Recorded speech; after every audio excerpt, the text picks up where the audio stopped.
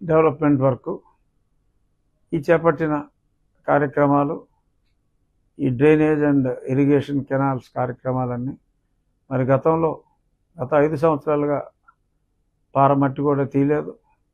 దానికి 2009 తర్వాత మరి ఎక్కువ ఫోకస్ ఏరియాగా దీన్ని పట్టించుకోవాలా.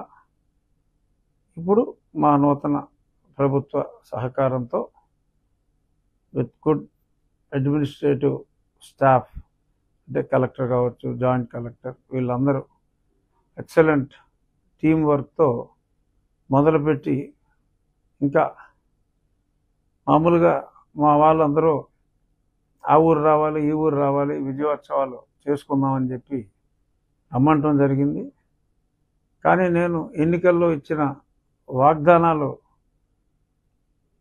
కిక్ స్టార్ట్ చేసి నెరవేర్చే దిశగా ముందుకెళ్ళిన తర్వాత అప్పుడు విజయోత్సవం చేసుకుందాము అని చెప్పి మా వాళ్ళకి చెప్పి నేను ముందుగా ఎక్కడా కూడా విజయోత్సవ సంబరాల్లో నా నియోజకవర్గంలో ఇప్పటి వరకు పాల్గొనాల.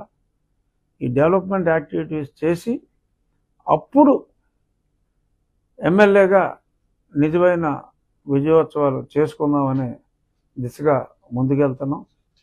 అలాగే మాకు ఇంకొక ప్రధాన సమస్య, చుట్టూ నీళ్లు, పక్కనే గోదావరి, తాగడానికి నీళ్ళు లేని పరిస్థితి. ఎందుకంటే ఆక్వాకల్చర్ బాగా డెవలప్ అయింది. బట్ దానివలన కొన్ని రిపర్కషన్స్ ఏంటంటే మరి చక్కటి తాగునీటి వసతి కొంచెం ఇబ్బంది పడాల్సి వచ్చింది. మరి దానికి కూడా మరి గతంలో రాజశేఖర రెడ్డి గారి టైంలో ఒక స్కీమ్ స్టార్ట్ అయింది.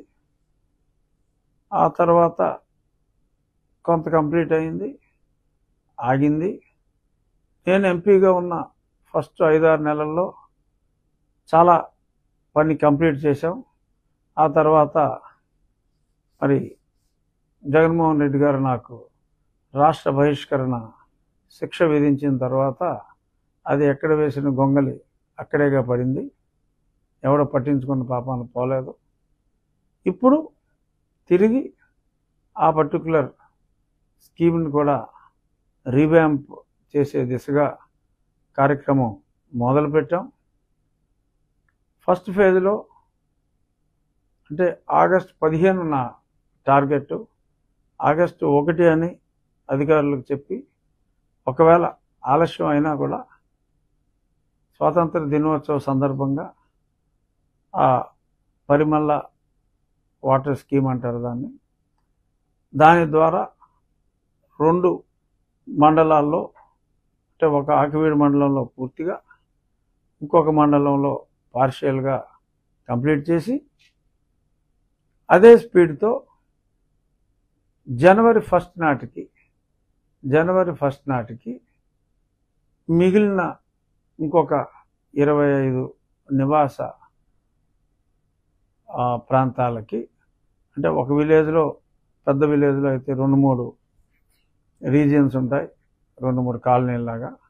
సో అలాగా ఓవరాల్గా ఈ 15th ఆగస్ట్ నాటికి ఒక క్లోజ్ టు 34 నివాస ప్రాంతాలకి, ఆ సెకండ్ ఫేజ్లో ఇంకొక 20 ప్రాంతాలకి కూడా ఈ చక్కటి మంచినీటి సరఫరా చేయటం జరుగుతుంది.